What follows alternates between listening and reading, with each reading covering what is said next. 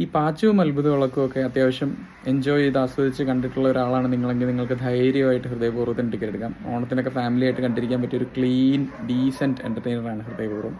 പാച്ചവും അത്ഭുത വിളക്കിലും ഇല്ലാതിരുന്നൊരു കാര്യം ഇതിലുള്ളത് ലാലേട്ടനാണ്. ഗ്രേസ്ഫുള്ളാണ് പെർഫോമൻസ് ത്രൂ ഔട്ട്. അതിൻ്റെ ഡയലോഗ് ഡെലിവറിക്കൊക്കെ ഒരു പ്രത്യേക സ്റ്റൈലാണ് പുള്ളി ഇതിൽ ഉപയോഗിച്ചിരിക്കുന്നത്. ഡയലോഗ്സ് നല്ല രസമാണ്. സോനു TP എന്ന ഒരാളാണ് ഡയലോഗ്സ് എഴുതിയിരിക്കുന്നത്. പിന്നെ പാച്ചവും അത്ഭുത വിളക്കിലും ഉള്ളൊരു കാര്യം ഇതിൽ ഇത്തിരി കുറവായിട്ട് തോന്നുന്നത് കണ്ടന്റ് വൈസാണ്. അതിന് മാത്രം കണ്ടന്റ് ഇതിലില്ല. അതിനകത്ത് പിന്നെയും ഒരുപാട് സീക്വൻസസും കാര്യങ്ങളുമായിട്ട് പോകുന്നുണ്ടായിരുന്നു. ഇത് അങ്ങനെയൊന്നുമില്ല. ഇത് പ്ലെയിനായിട്ട് പോകുന്ന ഒരു ത്രെഡാണ്. പക്ഷേ പെർഫോമൻസും ഉണ്ട്. ലാലേട്ടൻ്റെ ഒരു ഓറ ത്രൂ ഔട്ട് ഇതിനകത്തുണ്ട്. പിന്നെ കോ ആക്ടേഴ്സായ അമൽ ഡേവിസ് അങ്ങനെ ഉള്ള ആളുടെ കാര്യം പറയണ്ട. അമൽ ഡേവിസ് ഉണ്ട്, സിദ്ദിഖ് ഉണ്ട്, ലാലു ലക്സ് വരുന്നുണ്ട്.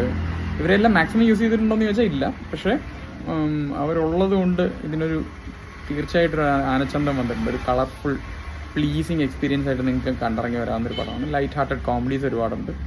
ചെറിയ ചിരികൾ സമ്മാനിക്കുന്നത്, പൊട്ടിച്ചിരിക്കുന്ന കാര്യങ്ങളൊന്നുമല്ല പറയുന്നത്. അപ്പോൾ ചെറിയ ചില സർപ്രൈസ് എൻട്രീസ് ഉണ്ട് ഇതിനകത്ത്.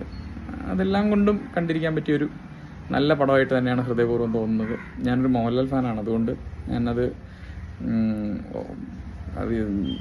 അടിച്ചേൽപ്പിച്ച് പറയുന്നില്ല. നിങ്ങളും കൂടെ കണ്ടിട്ട് അഭിപ്രായം പറയൂ. Thank you.